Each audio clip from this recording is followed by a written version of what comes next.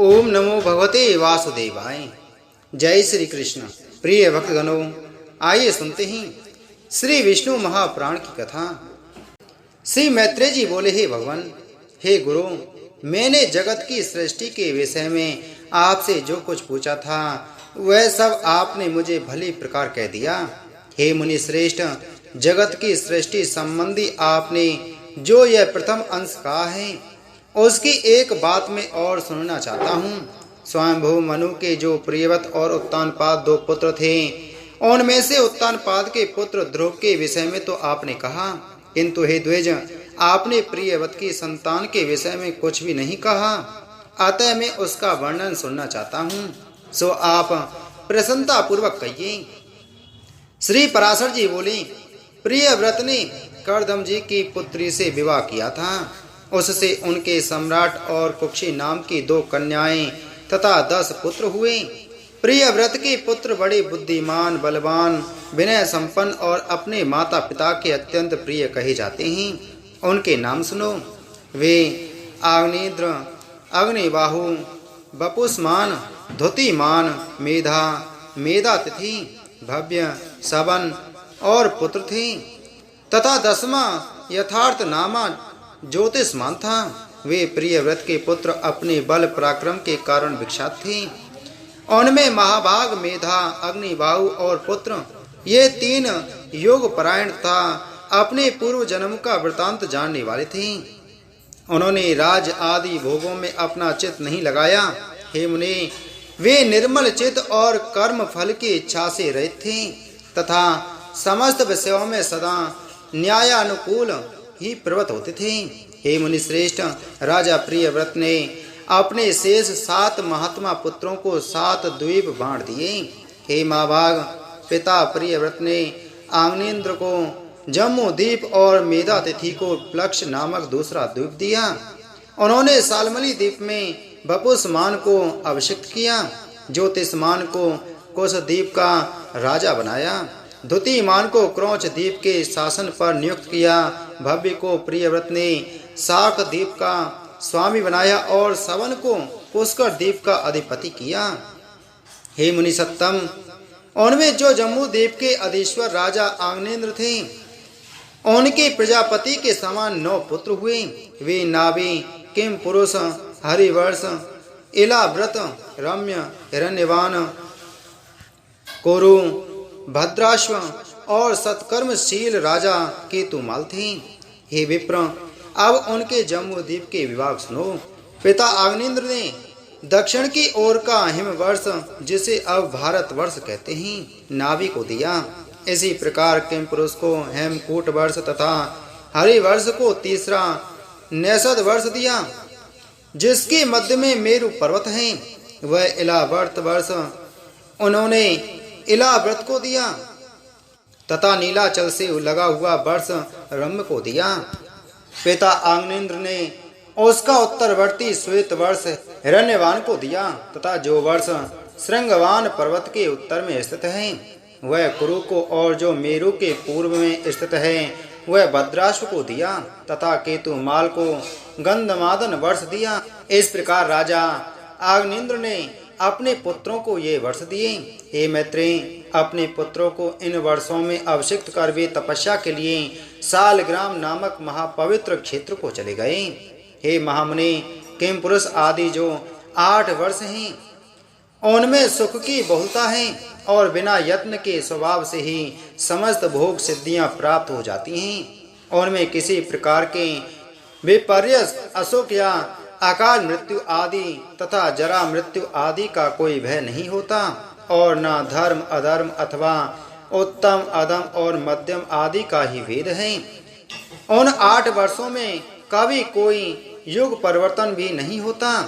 महात्मा नाभि का हिम नामक वर्ष था। उनके मेरु देवी से अतिशय कांतिमान ऋषभ नामक पुत्र हुआ। ऋषभ जी से भरत का जन्म हुआ, जो उनके 100 पुत्रों में सबसे बड़े थे। महाभाग पृथ्वीपति ऋषभदेव जी धर्म पूर्वक राज्य शासन तथा विविध यज्ञों का अनुष्ठान करने के अनंतर अपने वीर पुत्र भरत को राज्याधिकार सौंपकर तपस्या के लिए पुलाहाश्रम को चले गए। महाराज ऋषभ ने वहाँ भी वानप्रस्थ आश्रम की विधि से रहते हुए निश्चय पूर्वक तपस्या की तथा निम्नानुकूल यज्ञानुष्ठान किए। वे तपस्या के कारण सूख कर अत्यंत क्रश हो गए और उनके शरीर की सिराएं रक्त वाहिनी नाड़ियां दिखाई देने लगीं। अंत में अपने मुख में एक पत्थर की बटिया रखकर उन्होंने नग्नावस्था में महाप्रस्थान किया। पिता ऋषभ देव जी ने वन जाते समय अपना राज भरत जी को दिया था, अतः तब से यह हिमवर्ष इस लोक में भारतवर्ष नाम से प्रसिद्ध हुआ। भरत जी के सुमति नामक परम धार्मिक पुत्र हुआ। पिता भरत ने यज्ञानुष्ठान पूर्वक यथेच राज सुख भोगकर उसे सुमति को सौंप दिया।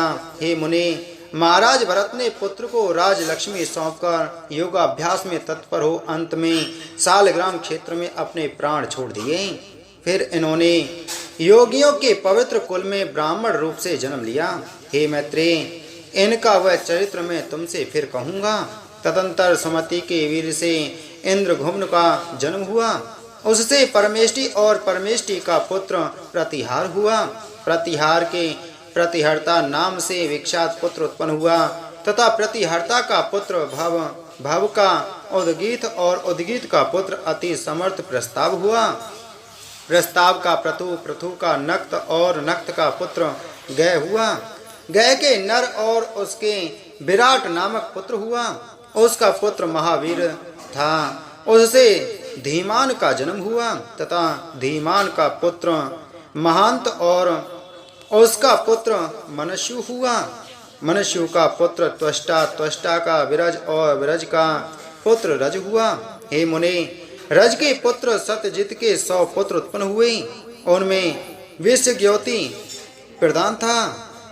उन 100 पुत्रों से यहाँ की प्रजा बहुत बढ़ गई। तब उन्होंने इस भारतवर्ष को 9 विभागों से विभूषित किया, अर्थात वे सब इसको 9 भागों में बांटकर भोगने लगे।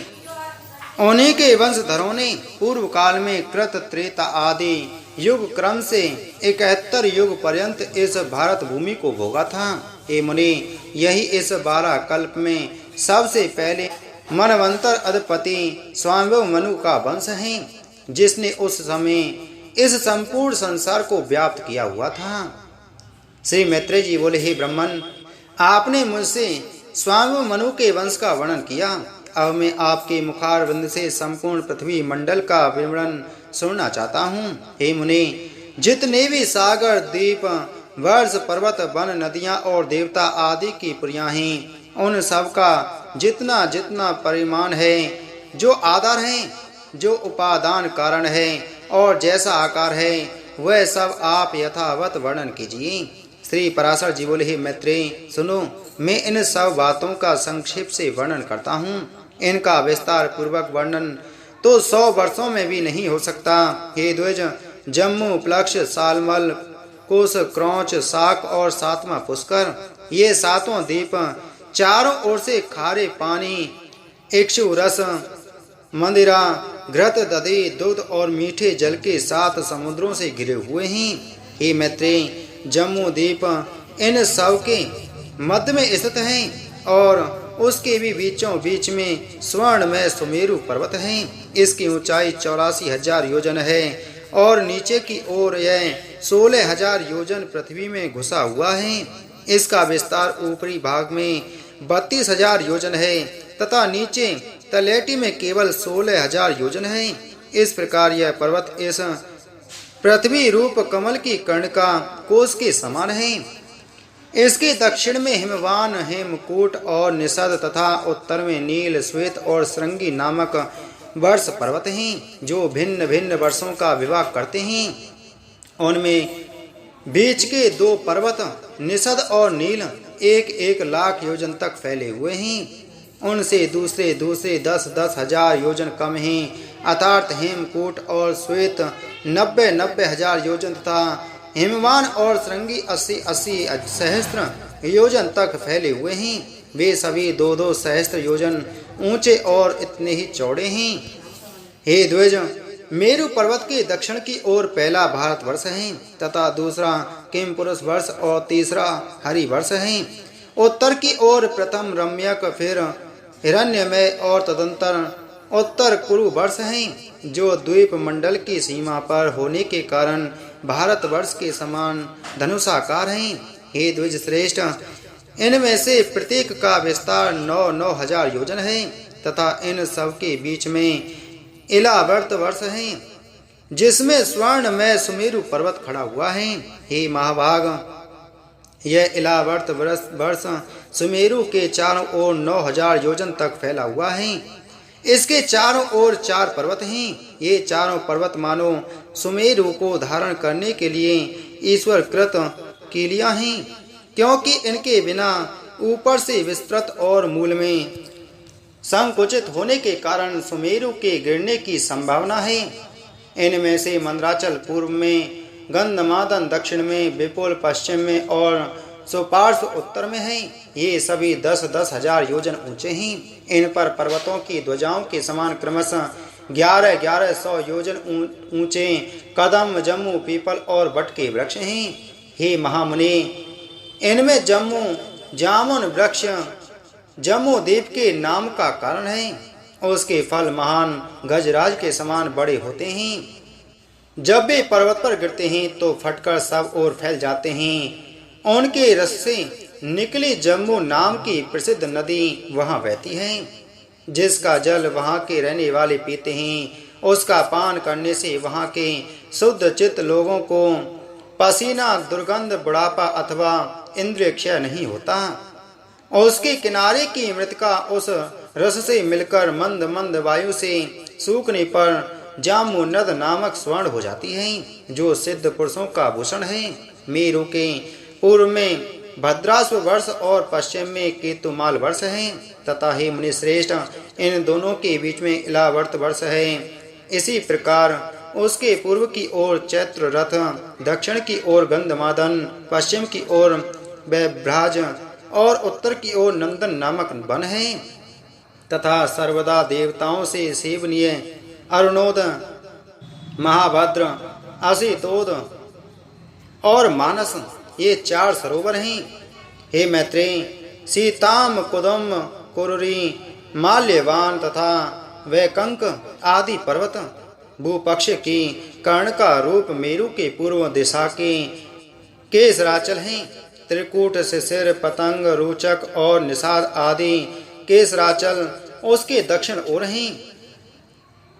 शिखिवासा, बैदून, कपिल, गंधमादन और जारुधि आदि उसके पश्चिमी केसर पर्वत हैं तथा मेरु के अति समीपस्थ इलावर्त वर्ष में और जठरा आदि देशों में स्थित शंखकूट, ऋषभ, हंस, नाग तथा कालंज आदि पर्वत उत्तर दिशा के केसराचल हैं। हे मैत्रेय, मेरु के उत्तर अंतरिक्ष में 14 सहस्त्र योजन के विस्तार वाली ब्रह्मा जी की महापुरी ब्रह्मपुरी है। उसके सब ओर दिशा एवं विदिशाओं में इंद्र आदि लोकपालों के 8 अति रमणीक और विख्यात नगर हैं। विष्णु पादोद्वा श्री गंगा जी चंद्रमंडल को चारों ओर से आलापित कर स्वर्ग लोक से ब्रह्मपुरी में गिरती हैं। वहां गिरने पर वे चारों दिशाओं में क्रम से सीता, अलकनंदा, चक्षु और भद्रा नाम से 4 भागों में विभक्त हो जाती हैं। उनमें से सीता पूर्व की ओर आकाश मार्ग से एक पर्वत से दूसरे पर्वत पर जाती हुई अंत में पूर्व स्थित भद्राश्व पर्श को पार कर समुद्र में मिल जाती है। इसी प्रकार हे महामुनि, अलकनंदा दक्षिण दिशा की ओर भारतवर्ष में आती है और 7 भागों में विभक्त होकर समुद्र में मिल जाती है। चक्षु पश्चिम दिशा के समस्त पर्वतों को पार कर केतुमाल नामक वर्ष में बहती हुई अंत में सागर में जा गिरती है तथा हे महामुनि, भद्रा उत्तर के पर्वतों को और उत्तर कुरु वर्ष को पार करती हुई उत्तरीय समुद्र में मिल जाती हैं। माल्यवान और गंधमादन पर्वत उत्तर तथा दक्षिण की ओर नीलाचल और निषद पर्वत तक फैले हुए हैं। उन दोनों के बीच में कर्ण का आकार मेरु पर्वत स्थित है। हे मैत्रेय, मर्यादा पर्वतों के महिभार्ग में स्थित भारत केतुमाल, भद्राश्व और कुरुवर्ष इस लोक पद्म के पत्तों के समान हैं। जठर और देवकूट ये दोनों मर्यादा पर्वत हैं, जो उत्तर और दक्षिण की ओर नील तथा निषद पर्वत तक फैले हुए हैं। पूर्व और पश्चिम की ओर फैले हुए गंधमादन और कैलाश ये दो पर्वत, जिनका विस्तार 80 योजन है, समुद्र के भीतर स्थित हैं।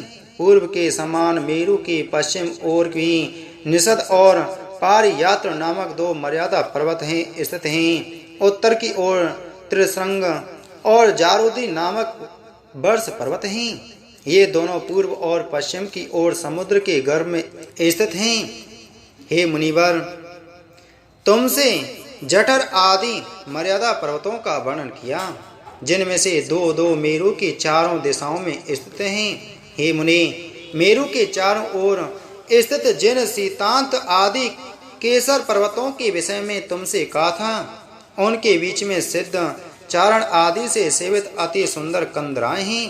हे मुनि सत्तम, उनमें सुरम्य नगर तथा उपवन हैं, और लक्ष्मी, विष्णु, अग्नि एवं सूर्य आदि देवताओं के अत्यंत सुंदर मंदिर हैं, जो सदा किन्नर श्रेष्ठों से सेवित रहते हैं।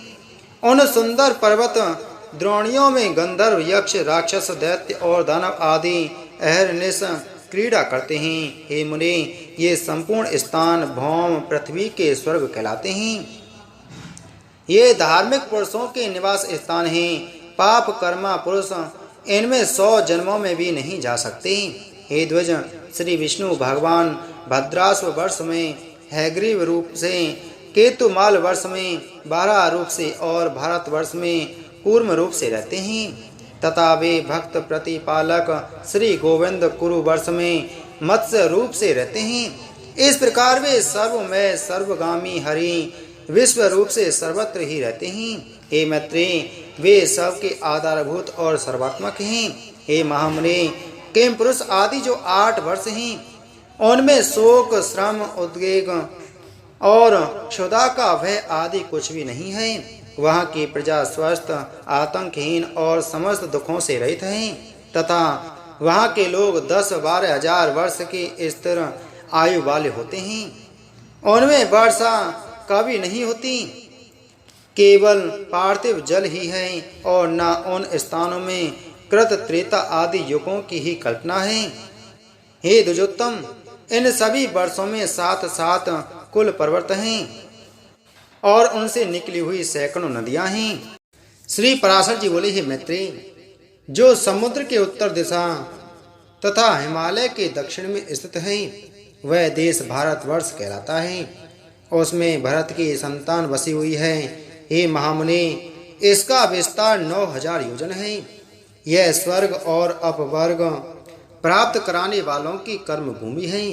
इसमें महेंद्र, मलय, सह, सुक्तिमान, रक्ष, विंध्य और पारियात्र ये 7 कुल पर्वत हैं।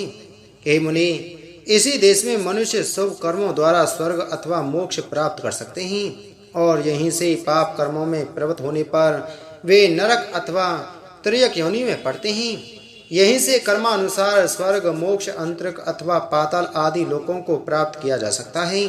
पृथ्वी में यहाँ के सिवा और कहीं भी मनुष्य के लिए कर्म की विधि नहीं है।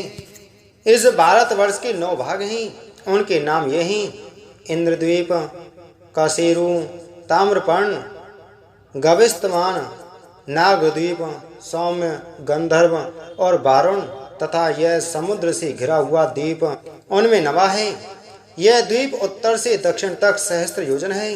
इसके पूर्वीय भाग में किरात लोग और पश्चिमी में यवन बसे हुए हैं, तथा यज्ञ, युद्ध और व्यापार आदि अपने अपने कर्मों की व्यवस्था के अनुसार आचरण करते हुए ब्राह्मण, क्षत्रिय, वैश्य और शूद्रगण वर्ण विभाग अनुसार मध्य में रहते हैं। हे मुनि, इसकी शत्रुदु और चंद्रभागा आदि नदियां हिमालय की तलहटी से वेद और स्मृति आदि पारयात्र पर्वत से, नर्मदा और सुरसा आदि विंध्याचल से, तथा तापी, पयोस्नी और निर्विघ्ना आदि रक्षगिरी से निकली हैं। गोदावरी, भीमरती और कृष्णवेणी आदि पापहारिणी नदियां सह पर्वत से उत्पन्न हुई कही जाती हैं। कृतमाला और ताम्रपर्णी आदि मलयाचल से त्रिसामा और आर्यकुल्ला आदि महेंद्रगिरी से तथा ऋषि कुल्या और कुमारी आदि नदियां सुक्तिमान पर्वत से निकली हैं। इनकी और भी सहस्त्रों शाखा नदियां और उपनदियां हैं।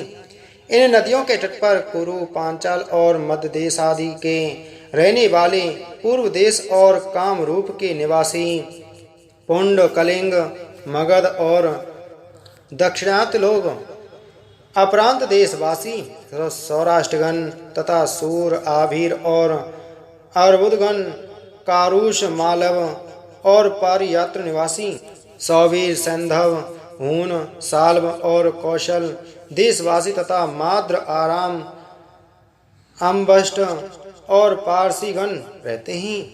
हे महाभाग, वे लोग सदा आपस में मिलकर रहते हैं और इन्हीं का जल पान करते हैं। इनकी सन्निधि के कारण वे बड़े हष्ट पुष्ट रहते हैं। हे मुनि, इस भारतवर्ष में ही सत्य युग, त्रेता, द्वापर और कली नामक 4 युग हैं, अन्यत्र कहीं नहीं। इस देश में परलोक के लिए मुनिजन तपस्या करते हैं, याज्ञिक लोग यज्ञानुष्ठान करते हैं और दानी जन आदर पूर्वक दान देते हैं। जम्बूद्वीप में यज्ञ में यज्ञ पुरुष भगवान विष्णु का सदा यज्ञों द्वारा यजन किया जाता है। इसके अतिरिक्त अन्य द्वीपों में उनकी और प्रकार से उपासना होती है।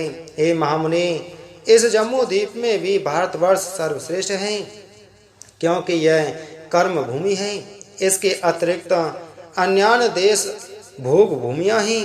हे सत्तम, जीव को सहस्त्रों जन्मों के अनंतर महान पुण्यों का उदय होने पर ही कभी इस देश में मनुष्य जन्म प्राप्त होता है।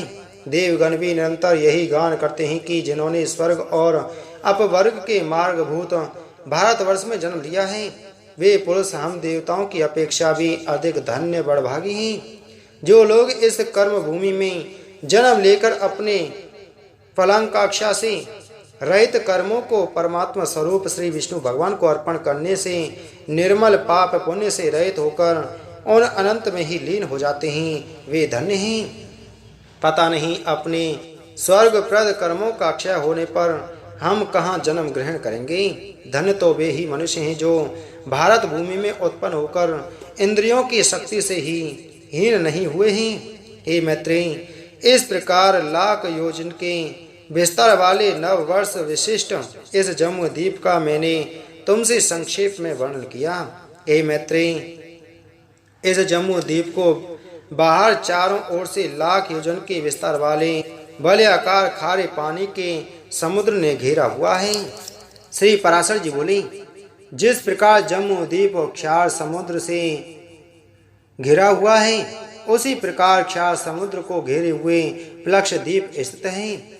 जम्मू द्वीप का विस्तार 1,00,000 योजन है और हे ब्रह्मन, प्लक्ष द्वीप का उससे दूना कहा जाता है। प्लक्ष द्वीप के स्वामी मेधातिथि के 7 पुत्र हुए। उनमें सबसे बड़ा शांत है था और उससे छोटा शिशिर। उनके अनंतर क्रमशः सुखोदय, आनंद, शिव और क्षेमक थे तथा 7वां ध्रुव था।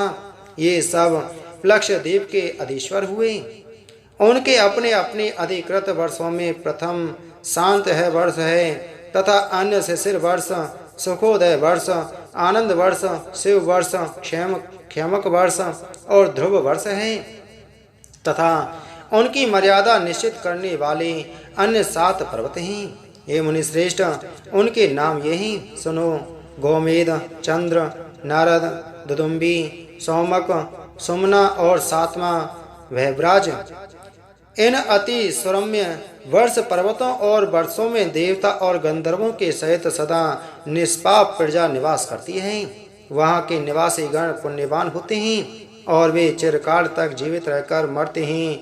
उनको किसी प्रकार की आदि व्याधि नहीं होती, निरंतर सुख ही रहता है।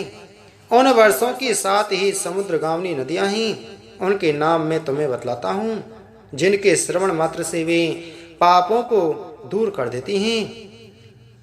वहाँ अनुतप्ता, शिखी, विपाशा, त्रिदिवा, अकलमा, अमृता और सुकृता, ये ही 7 नदियाँ हैं। यह मैंने तुमसे प्रधान प्रधान पर्वत और नदियों का वर्णन किया है। वहाँ छोटे छोटे पर्वत और नदियाँ तो और भी सहस्त्रों हैं। उस देश के हष्ट पुष्ट लोग सदा उन नदियों का जलपान करते हैं। हे द्विज, उन लोगों में ह्रास अथवा वृद्धि नहीं होती और न उन 7 वर्षों में युग की ही कोई अवस्था है। हे महामते, हे ब्रह्मन, लक्षद्वीप से लेकर साग द्वीप पर्यंत 6 द्वीपों में सदा त्रेता युग के समान समय रहता है। इन द्वीपों के मनुष्य सदा निरोग रहकर 5000 वर्ष तक जीते हैं और इनमें वर्णाश्रम विभागानुसार 5 धर्म अहिंसा सत्य अस्तेय ब्रह्मचर्य और अपरिग्रह वर्तमान रहते हैं। वहाँ जो 4 वर्ण हैं वह मैं तुमको सुनाता हूँ। हे मुनिसत्तम, उस द्वीप में जो आर्यक कुरर विदेशी और भावी नामक जातियां हैं वे ही क्रम से ब्राह्मण क्षत्रिय वैश्य और शूद्र हैं।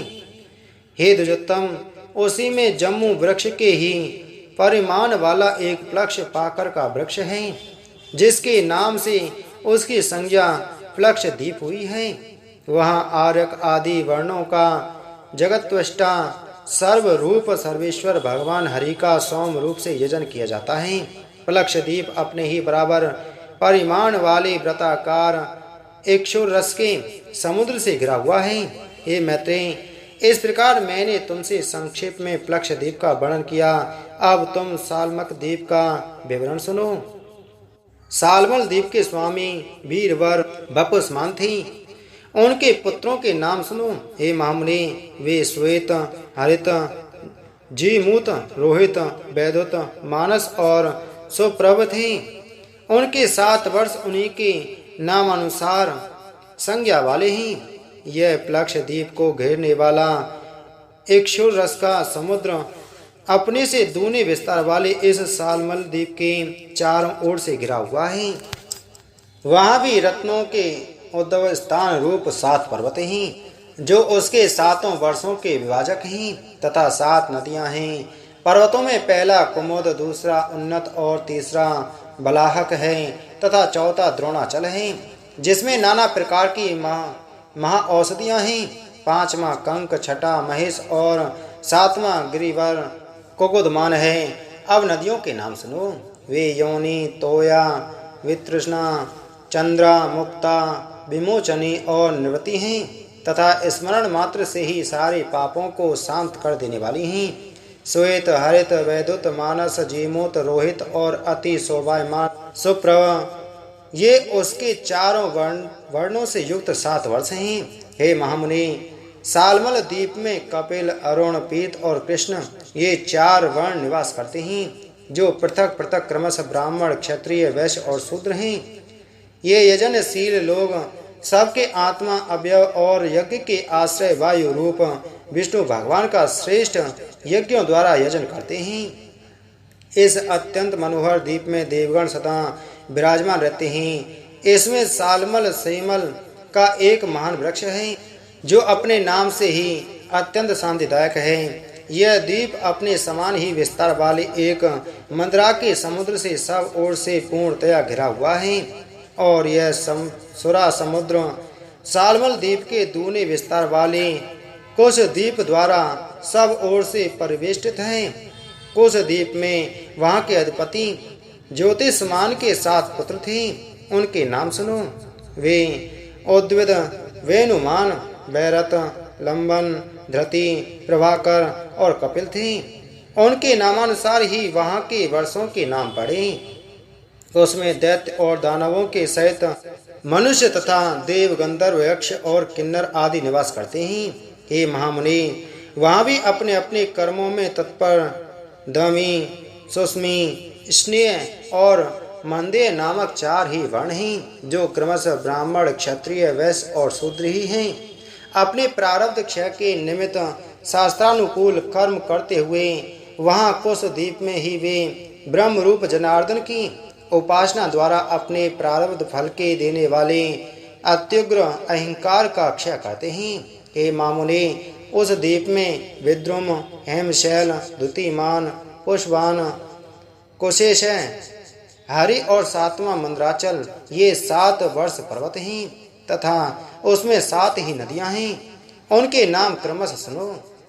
वे धूत पापा, शिवा, पवित्रा, सम्मति, विद्युत, अम्भा और मही हैं।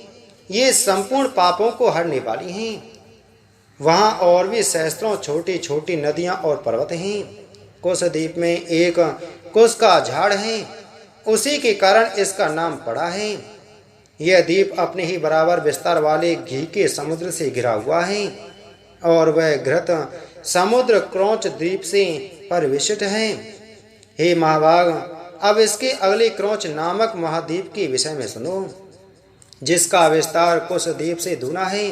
क्रौच द्वीप में महात्मा द्युतिमान के जो पुत्र थे, उनके नामानुसार ही महाराज द्युतिमान ने उनके वर्षों के नाम रखे। हे मुने, उसके कुशल, मंदग, उष्ण, पीवर, अंधकारक, मुनि और दुदुम्बी ये 7 पुत्र थे। वहाँ भी देवता और गंधर्वों से सेवित अति मनोहर 7 वर्ष पर्वत हैं। हे महाबुद्धे, उनके नाम सुनो। उनमें पहला क्रौच, दूसरा वामन, तीसरा अंधकारक, चौथा घोड़े के मुख के समान रत्नमय स्वाहिनी पर्वत, 5वां देवाव्रत, 6ठा पुंडरीकवान और 7वां महापर्वत दुदुम्बी है। वे द्वीप परस्पर एक दूसरे से दूने हैं और उन्हीं की भांति उनके पर्वत भी उत्तरोत्तर द्विगुण हैं। इस सुरम्य वर्षों और पर्वत श्रेष्ठों में देवगणों के सहित संपूर्ण प्रजा निर्भय होकर रहती है। हे महामुनि, वहाँ के ब्राह्मण, क्षत्रिय, वैश्य और शूद्र क्रम से पुष्कर, पुष्कल, धन्य और तिष्य कहलाते हैं। हे मैत्रेय, वहाँ जिनका जल पान किया जाता है, उन नदियों का विवरण सुनो। उस द्वीप में 7 प्रधान तथा अन्य सैकड़ों क्षुद्र नदियाँ हैं। वे 7 वर्ष नदियाँ गौरी, कोदुमदती, संध्या, रात्रि, मनोजवा, क्षांति और पुंडरीका हैं। वहाँ भी रुद्र रूपी जनार्दन भगवान विष्णु की पुष्कर आदि वर्णों द्वारा यज्ञ आदि से पूजा की जाती है। यह क्रौच द्वीप चारों ओर से अपने तुल्य परिमाण वाले दधिमंड मट्ठे के समुद्र से घिरा हुआ है। और हे महामुनि, यह मट्ठे का समुद्र भी शाक द्वीप से घिरा हुआ है, जो विस्तार में क्रौच द्वीप से दूना है। शाक द्वीप के राजा महात्मा भव के भी 7 पुत्र ही थे। उनको भी उन्होंने पृथक पृथक 7 वर्ष दिए। वे 7 पुत्र जलद, कुमार, सुकुमार, मरीचक, सुकुमोद, मोदाकी और महाद्रुम थे। उन्हीं के नामानुसार वहाँ क्रमशः 7 वर्ष हैं और वहाँ भी वर्षों का विवाह करने वाले 7 ही पर्वत हैं। हे द्विज, वहाँ पहला पर्वत उदयाचल है और दूसरा जलाधार तथा अन्य पर्वत रैवतक, श्याम, अस्ताचल, अंबिकेय और अति सुरम गिरि श्रेष्ठ केसरी हैं। वहाँ सिद्ध और गंधर्वों से सेवित एक अति महान शाक वृक्ष है, जिसकी वायु का स्पर्श करने से हृदय में परम आह्लाद उत्पन्न होता है। वहाँ चतुर्वर्ण से युक्त अति पवित्र देश और समस्त पाप तथा भय को दूर करने वाली सुकुमारी, कुमारी, नलिनी, धेनुका, इक्षु, वेणुका और गभस्ती ये 7 महापवित्र नदियाँ हैं। हे महामुने, इनके सिवा उस द्वीप में और भी सैकड़ों छोटी छोटी नदियाँ और सैकड़ों हजारों पर्वत हैं। स्वर्ग भोग के अनंतर जिन्होंने पृथ्वी तल पर आकर जलद आदि वर्णों में जन्म ग्रहण किया है, वे लोग प्रसन्न होकर उनका जलपान करते हैं। उन 7 वर्णों में धर्म का हास्य, पारस्परिक संघर्ष, कलह अथवा मर्यादा का उल्लंघन कभी नहीं होता। वहाँ मग, मागध, मानस और मंदक ये 4 वर्ण हैं। इनमें मग सर्वश्रेष्ठ ब्राह्मण है, मागध क्षत्रिय है, मानस वैश्य है तथा मंदक शूद्र है। हे मुनि, शाक द्वीप में शास्त्रानुकूल कर्म करने वाले पूर्वोक्त 4 वर्णों द्वारा संयत चित्त से विधि पूर्वक सूर्य रूपधारी भगवान विष्णु की उपासना की जाती है। हे मैत्रेय, वह शाक द्वीप अपने ही बराबर विस्तार वाले मंडलाकार दुग्ध के समुद्र से घिरा हुआ है। और हे ब्रह्मन, वह क्षीर समुद्र शाक द्वीप से दूने परिमाण वाली पुष्कर द्वीप से परिवेष्टित है। पुष्कर द्वीप में वहाँ के अधिपति महाराज सवन के महावीर और धातकी नामक 2 पुत्र हुए। अतः उन दोनों के नामानुसार उसमें महावीर खंड और धातकी खंड नामक 2 वर्ष हैं। हे महाभाग, इसमें मानसोत्तर नामक एक ही वर्ष पर्वत है, वही कहा जाता है जो इसकी मध्य में वलयाकार स्थित है तथा 50 सहस्त्र योजन ऊंचा और उतना ही सब ओर गोलाकार फैला हुआ है। यह पर्वत पुष्कर दीप रूप गोले के मानो बीचों बीच में विभक्त कर रखा है और इससे विभक्त होने से उसमें 2 वर्ष हो गए हैं। उनमें से प्रत्येक वर्ष और वह पर्वत वलयाकार ही है। वहाँ के मनुष्य रोग शोक और राग द्वेष आदि से रहित हुए 10 सहस्त्र वर्ष तक जीवित रहते हैं। हे द्विज, उनमें उत्तम अधम अथवा वध्य वधक आदि विरोधी भाव नहीं है और न उनमें ईर्षा असूया भय द्वेष और लोभादि दोष ही हैं। महावीर वर्ष मानसोत्तर पर्वत के बाहर की ओर है और धात के खंड भीतर की ओर। इनमें देव और दैत्य आदि निवास करते हैं। 2 खंडों से युक्त उस पुष्कर द्वीप में सत्य और मिथ्या का व्यवहार नहीं है और न उसमें पर्वत तथा नदियां ही हैं। वहाँ के मनुष्य और देवगण समान वेश और समान रूप वाले होते हैं। हे मैत्रेय, वर्णाश्रम 4 से हीन काम्य वर्ष कर्मों से रहित तथा वेदत्रीय कृषि दंड नीति और शुश्रूषा आदि से शून्य वे दोनों वर्ष तो मानो अत्युत्तम भौम पृथ्वी के स्वर्ग हैं। हे मुनि, उन महावीर और धातकी खंड नामक वर्षों में काल समय समस्त ऋतुओं में सुखदायक और जरा तथा रोग आदि से रहित रहता है। पुष्कर द्वीप में ब्रह्मा जी का उत्तम निवास स्थान एक निग्रोध बट का वृक्ष है, जहाँ देवता और दानव आदि से पूजित श्री ब्रह्मा जी विराजते हैं। पुष्कर द्वीप चारों ओर से अपने ही समान विस्तार वाले मीठे पानी के समुद्र से मंडल के समान घिरा हुआ है। इस प्रकार 7 द्वीप 7 समुद्रों से घिरे हुए हैं और वे द्वीप तथा उन्हें घेरने वाले समुद्र परस्पर समान हैं और उत्तरोत्तर दूने होते गए हैं। सभी समुद्रों में सदा समान जल रहता है, उनमें कभी न्यूनता अथवा अधिकता नहीं होती। हे मुनिश्रेष्ठ, पात्र का जल जिस प्रकार अग्नि का संयोग होने से उबलने लगता है, उसी प्रकार चंद्रमा की कलाओं के बढ़ने से समुद्र का जल भी बढ़ने लगता है।